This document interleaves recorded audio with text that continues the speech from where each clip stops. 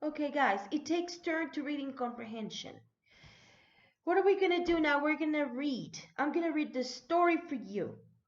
Um, it is very important for you to know these facts. The gender of the story. It is very important. The characters, the setting or the plot of the story. That's why we make a questionnaire every time we read a story.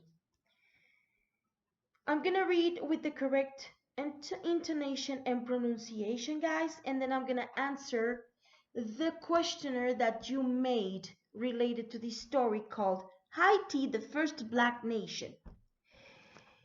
The gender of the story, guys. What is the gender of the story? Expository text. The objective of this is for you to know the features and traits, guys, of expository text. What is expository text? We're going to find out. Expository text gives information about real people and events. That is expository text.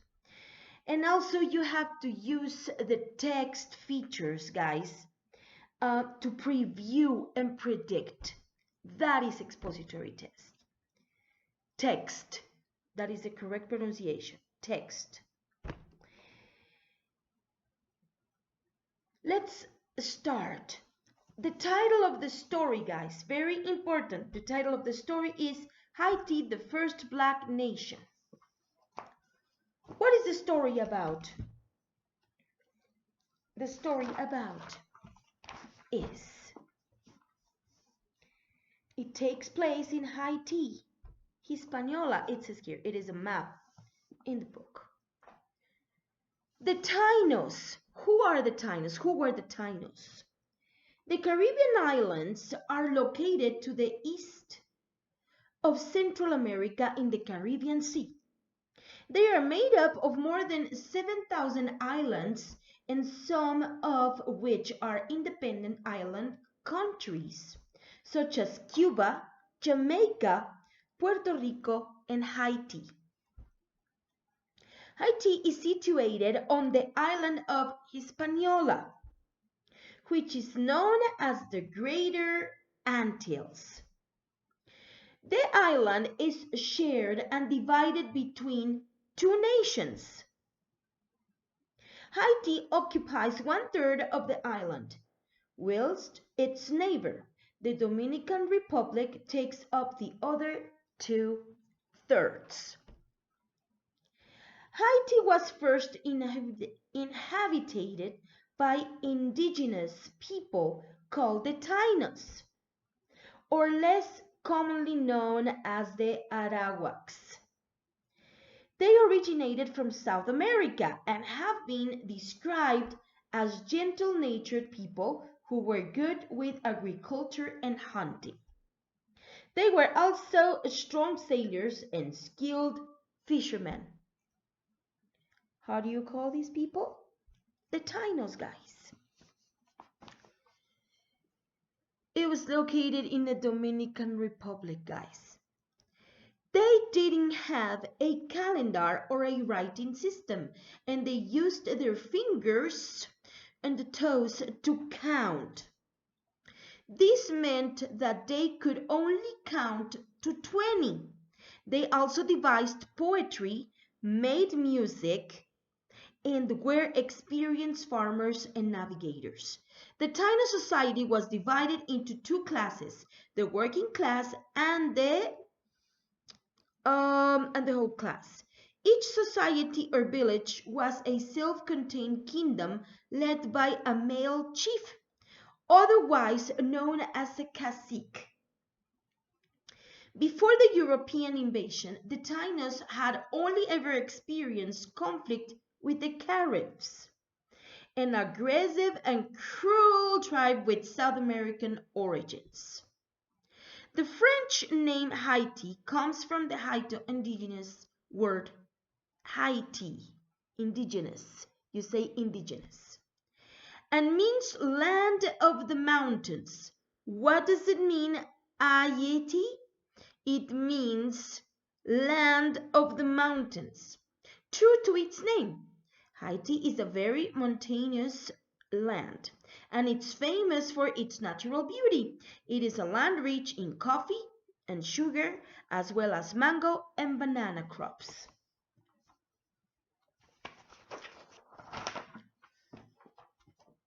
Under the Spanish rule, during this time, the Taino natives were plentiful and inhabited what is now known as Haiti, as well as the Dominican Republic, Cuba, Jamaica, Puerto Rico, and the Virgin Islands. They had arrived in the Caribbean approximately 2,000 years before Columbus, Christopher Columbus. In the time of the Taino people, Haiti was a paradise abundant with nature and wildlife. The natives lived off the land, using trees to make homes and canoes, and cotton to make hammocks and ropes. Their lifestyle was centered around growing and harvesting crops, hunting, fishing, and collecting wild plants. They had a complex system of beliefs and their own religion and traditions, as well as an organized hierarchical social system.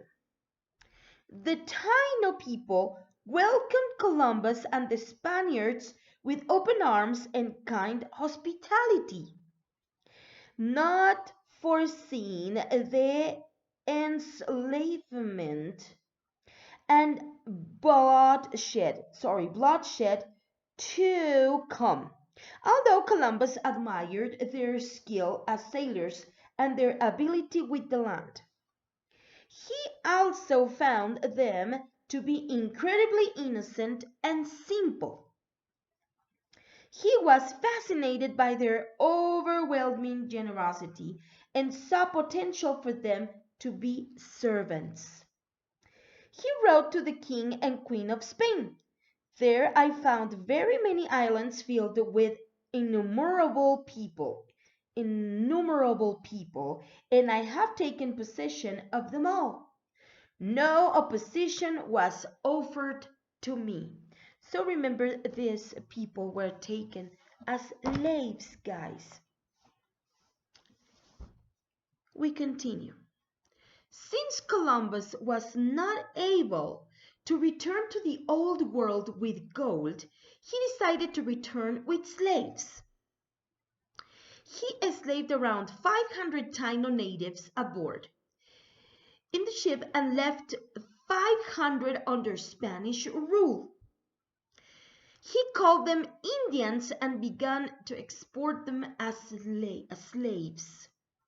Imagine what happened to those people, guys. The Taino's peaceful way of life would never be the same again.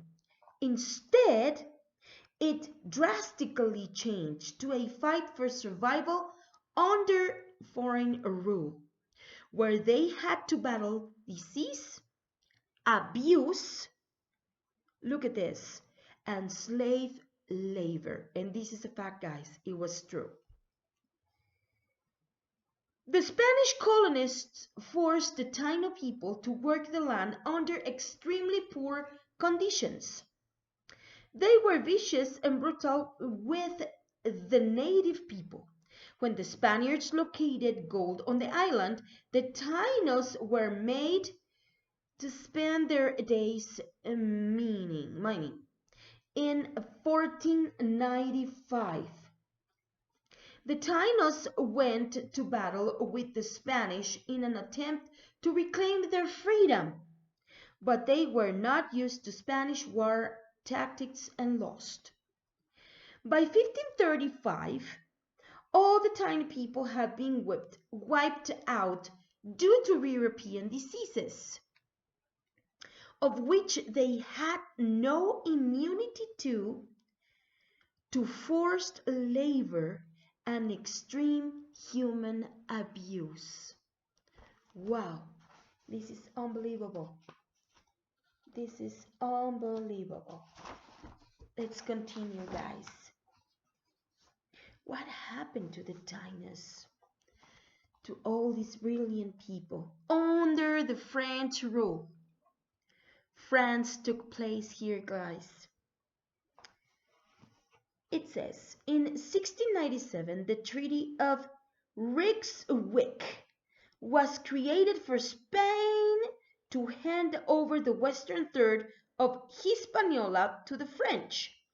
France took over the island and named it Saint Domingue, since Columbus and the Spanish had annihilated the indigenous population. The French decided to import over 800,000 African slaves to farm their crops. They took very important place in harvesting, guys. They took advantage of the land's rich agriculture for economic expansion in the New World. The French used slaves to work on the sugar and coffee plantations, as well as help produce cacao, the rich blue dye known as indigo, and cotton. Soon enough, Saint Domingue became the richest colony in the New World, and the French settlers prospered greatly. The colony made more than 30% of sugar for Europe and over half of the world's coffee. Due to the extreme wealth, the island was often referred to as the Pearl of the Antilles or the pride of France in the New World. These two things were a fact. The treatment of slaves in Saint Domingue was one of the most horrifying in history, and the slave system was famous for being the harshest in the New World. The French colony had the highest enslaved population in the Caribbean, and the slaves' only purpose was to work and produce money for the colony. What happened next, guys? In 1685, France's King Louis XIV passed a decree called the Code Noir. That's the way you spell French. The Code Noir. The idea of this decree was to outline the brutal conditions of slavery as well as define the prohibitions and punishment for slaves. They had their rights. Unfortunately, the slave masters ignored this law put forward by the king and continued to treat the slaves with the utmost brutality. That's what they wanted to have. They wanted to have their own rights and laws, but they were really treated very bad, guys. Slaves were given small rations of food, and due to working such long hours, they often didn't have time to cook. This meant that they had to eat their food raw, which was not good for their health. Slaves were punished constantly. Also, they were beaten, guys. Let me tell you that they were beaten. Some of them, not all of them. Okay, slaves lived in windowless huts with terrible conditions. They had to work for long hours on the sugar and coffee plantations in the boiling hot sun.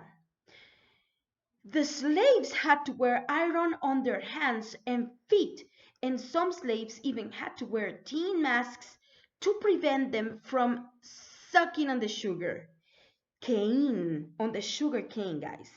When working, wow, Jesus, this is great. One more time, I repeat this. Let me just fix my hair. Let me fix my hair. Okay, one more time, I will repeat this very important thing for you to know. Some slaves even had to wear tin masks to prevent them from sucking on the sugar cane when working. These men probably suffered from extreme cases of loneliness, Really, they were separated and they had a lot of loneliness because you know why? Because they were separated and they were divided.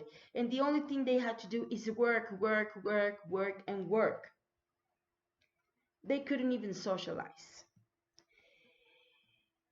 Okay, and this is related to hate also, guys.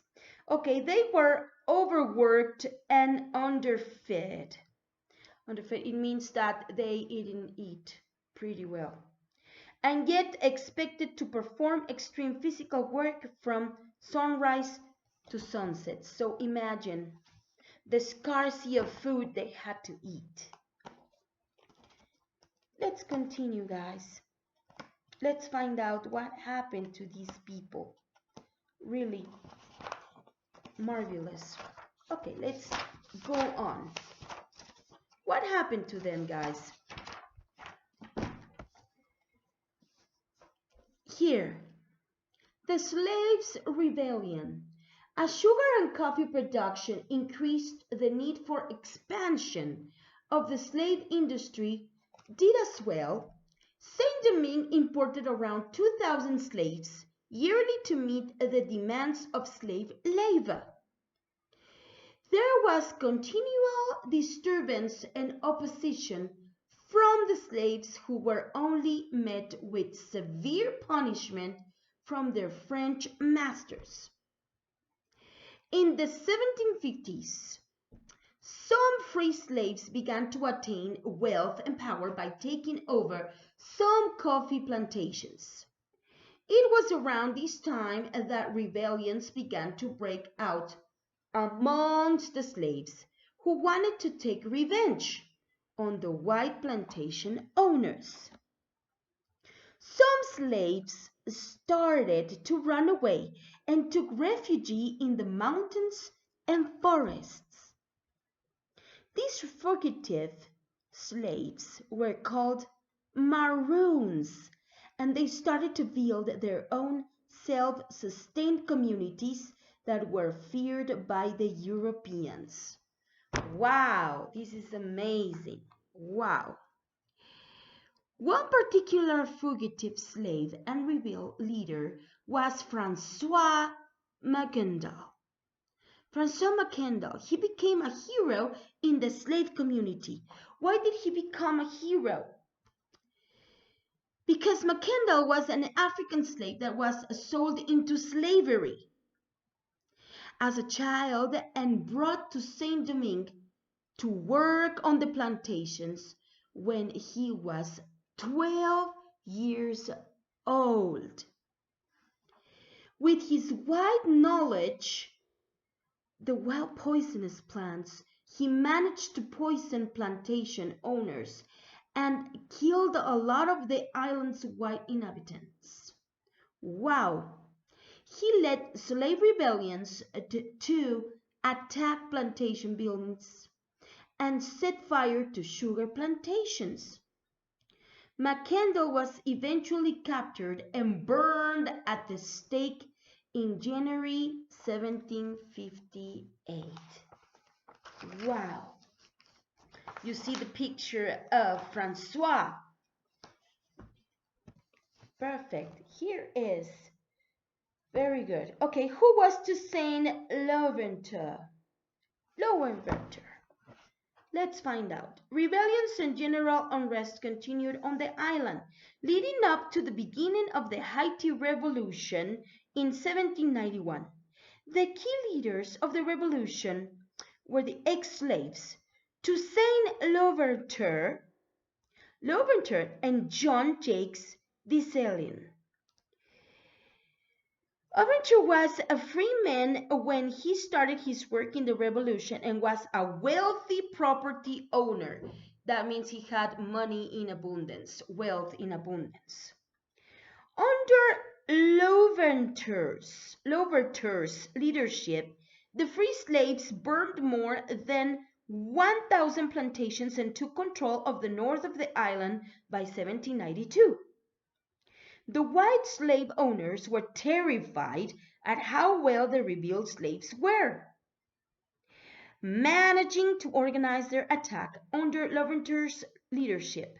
Louverture's leadership, the African former slaves managed to fight off both French and British forces.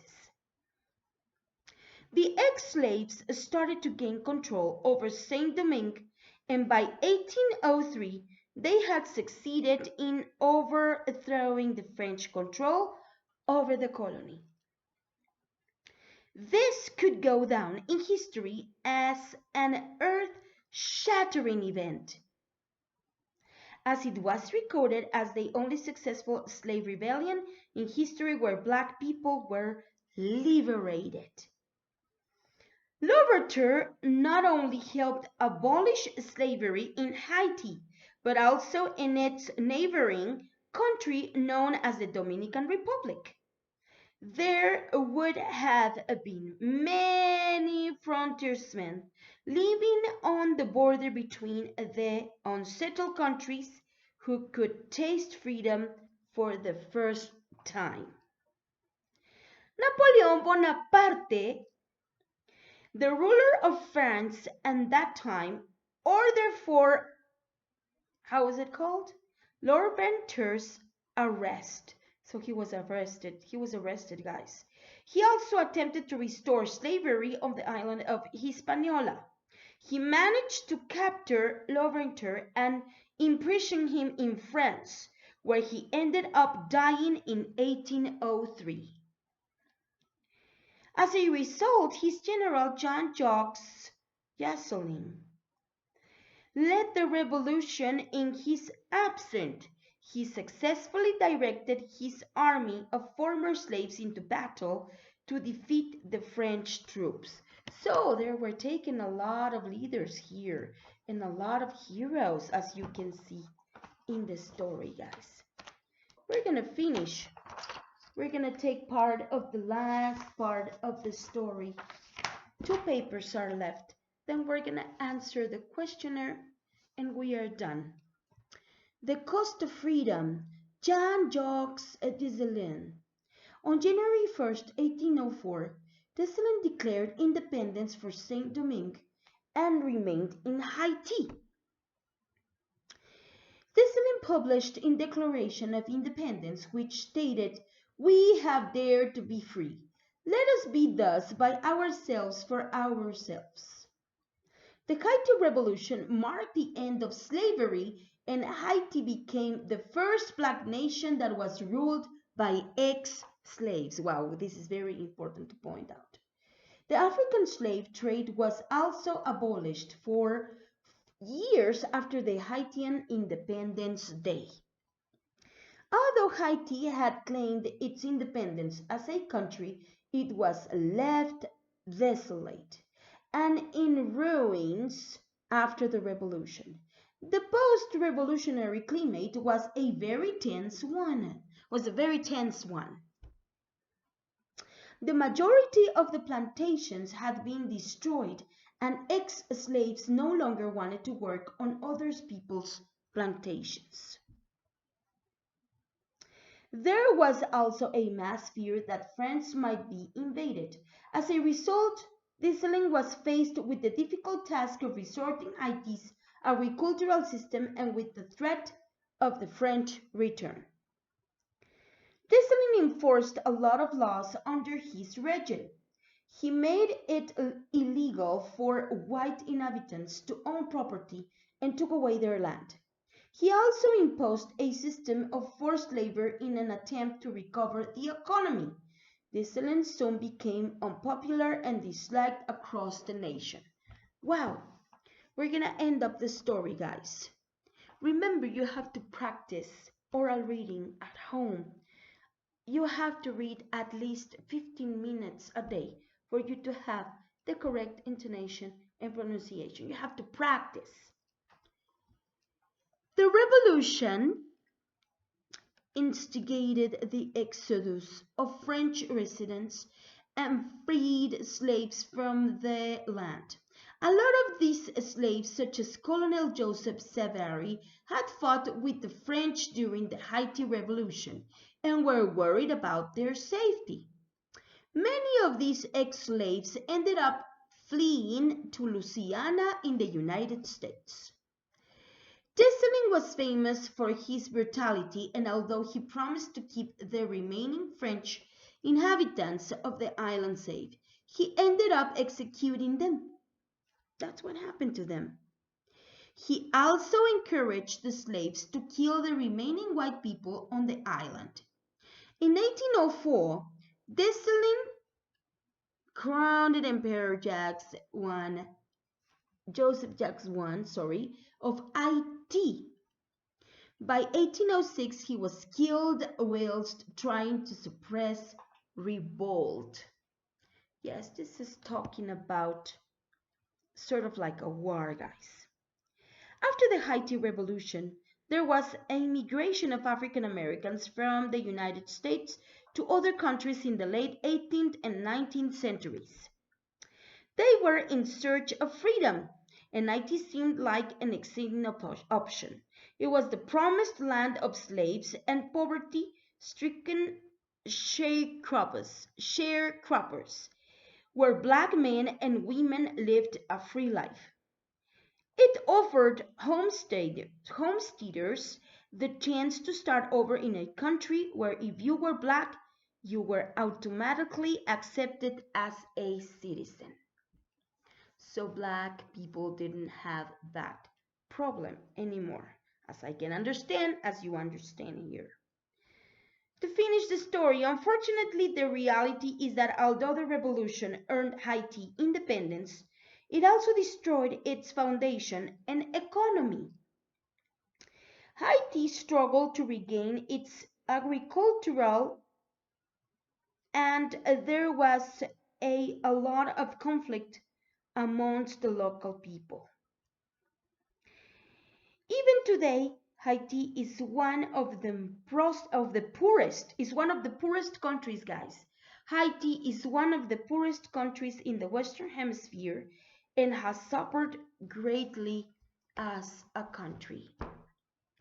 Wow.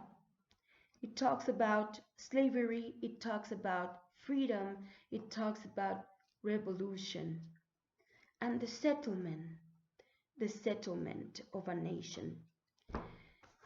Let's answer the questionnaire, guys. Remember, you had to make a questionnaire. What did you have to do in this questionnaire, guys? I'm going to give you the answers. Number 1, the gender of the story is. What is a gender, guys? Expository test. Check it out, guys. Check it out. Open your notebooks and check the questionnaire together with me. Number 2, what is expository test, guys? An expository text gives information about real people and events. Where do Tainos come from? Tainos are originated from South America. Describe now the Tainos to lived. Where did they live? Who were they? As gentle nature people who were good with agriculture and hunting. How do they used to live? I mean, that's what they really used to do, okay? Okay, next one. What European nation most likely invaded the island? They were the French, guys. The French invaded the island. It is very important for you to know this. This is a fact. What does the word Haiti mean? It means land of the mountains. Check your answers, please. During the Spanish rule, the Taino natives inhabited what is now known as Haiti. That is the answer. What kind of hospitality did the Tainos use to welcome Columbus and the Spaniards? The Taino people welcomed them with open arms and kind hospitality. That is the correct answer for this question. Number 9. Tainos were taken as slaves. What were the conditions they had? Well, they were brutally attacked. They were taken as slaves and they were um, drastically changed um, to fight, for survival under foreign rules. Remember, rules were like settled, where they had to battle diseases, abuse, and slave labor. That is the answer for number 9. Number 10. Where do the Tainos wiped out and how? Due to the European diseases, of which they had no immunity to forced labor and extreme human abuse. That is the answer of question number 10. Number 11, guys. In what year was the Treaty of Reykjavik was created for Spain? It was in 1697, guys. How did the French take advantage of the lands? What did they do? What happened here? They took advantage of the land's rich agriculture for economic expansion in the New World. And they also used the slaves to work on sugar and coffee plantations. Remember, they used to harvest and to make crops. And these were one of those important crops. They just use plantations of sugar and coffee. Okay? Next one. What were the plantations the slaves produced? Sugar and coffee, guys. Number 14. For what was the main idea of the decree called the Code Noir? To outline the brutal conditions of slavery, guys. It's to outline that. It was terrible. To outline the brutal of conditions of slavery. That is the answer. Next, how many slaves did Saint Domingue import during the slave labor? Around 2,000 slaves. That is the answer for number 15. Next, guys, number 16. When the slaves rebelled, were there refugees? Were there refugees? Where did they refuge? Where would they just look for praises and they just refuged in the mountains and the forest. They settled there, guys. Those were the refugees, the mountains and the forests. How were the fugitive slaves called? They were called the Maroons, like the group, the Maroon 5, the Maroons. Who was the leader of the fugitive slaves? The leader of the fugitive slaves was Francois Mackandal. Francois, he was French. Number 19, what did Napoleon Bonaparte order to be done? Very important, guys. He ordered for Louverture's arrest. So he ordered for him to be arrested. The last question, guys. When was the end of the slavery marked? It was marked on January 1st in the year of 1804. You can take a pause in the video and check on the answers. As you can see, this is a long video, but you're going to find out the long story, the correct intonation and pronunciation, and the answers of the questionnaire. Guys, the second questionnaire related to the submarine was a very nice story, by the way. That one I'm going to take it as a very important grade, and I'm going to check it. I have already checked a lot of you, and it's very important for you to have it all done. Thank you guys for your attention. Please take care of yourselves. Please Stay blessed always. Thank you. Goodbye.